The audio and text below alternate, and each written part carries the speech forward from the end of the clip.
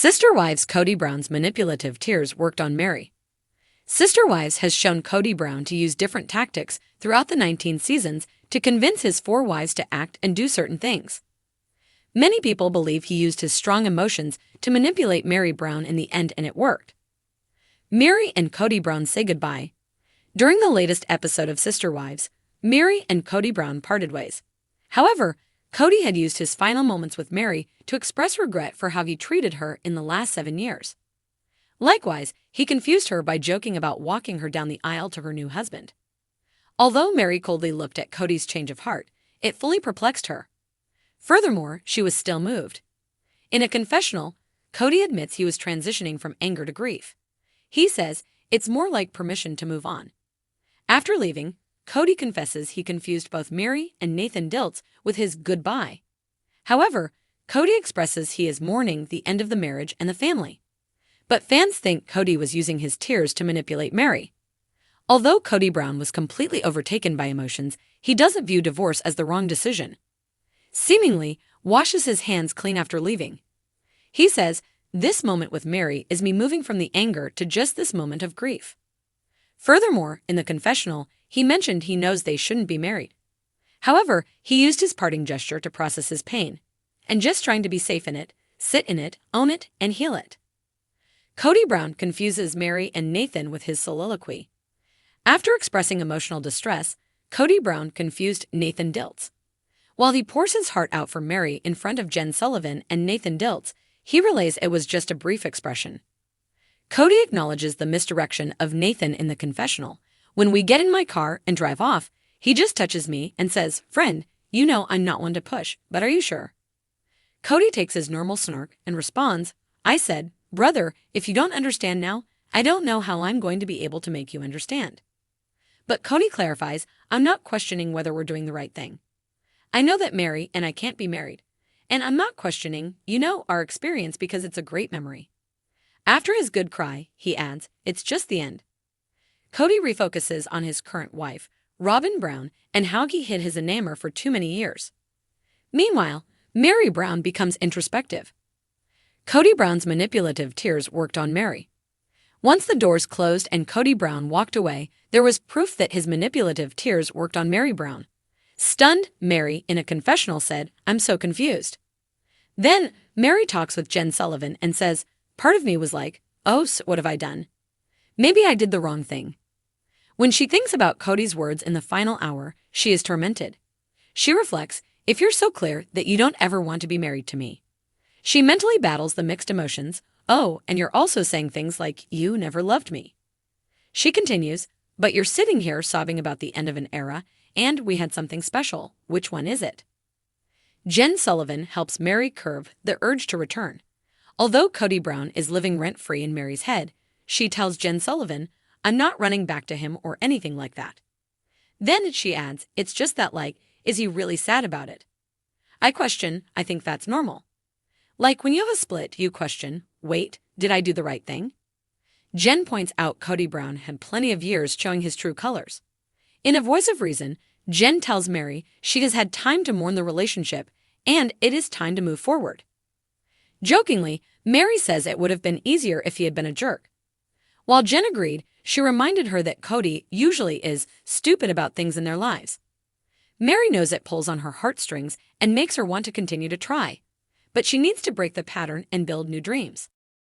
Meri Brown sat alone in her dimly lit living room, the flicker of a single candle casting long shadows across the walls. The house felt too big, too empty, just like her heart. She had spent years fighting for a place in Kody's life, enduring his dismissive attitude, his shifting affections, and his growing resentment. But tonight, something was different. She clutched a crumpled tissue in her hand, remnants of the emotional ambush she hadn't seen coming. It had started innocently enough. Kody had called, his voice uncharacteristically soft, asking if they could meet to talk things through. He had mentioned something about closure, about wanting to make amends. Despite her better judgment, Meri had agreed, her heart betraying her mind yet again. The knock at the door came just as she was about to convince herself not to answer it. When she opened it, Kody stood there, his hair pulled back in a loose ponytail, his face edged with what looked like genuine sorrow. He wasn't carrying his usual bravado or the smirking confidence that had become his trademark in recent years. Instead, he looked vulnerable. "Hey, Meri," he said softly, his eyes locking onto hers. "Come in," she replied, her voice barely above a whisper. As they settled into the living room, Meri noticed that Kody seemed uneasy. His hands fidgeted, and he avoided direct eye contact. It was as if the weight of their shared history had finally begun to crush him. Or so she thought. "I've been doing a lot of thinking," he began, his voice breaking slightly. "About us? About everything we've been through." Meri nodded, unsure where this was going. She had heard variations of this speech before, each one leaving her more hollow than the last. "I know I haven't been fair to you," he continued, his eyes glistening. "I've hurt you in ways I can't even begin to apologize for." And then it happened. A single tear escaped the corner of his eye, tracing a slow path down his cheek. Meri's heart clenched. Kody didn't cry. Not in front of her, not in front of anyone. "I miss the way we used to be," he said, his voice trembling. "I miss us, Meri." For a moment, Meri felt the walls she had so carefully built around her heart begin to crumble.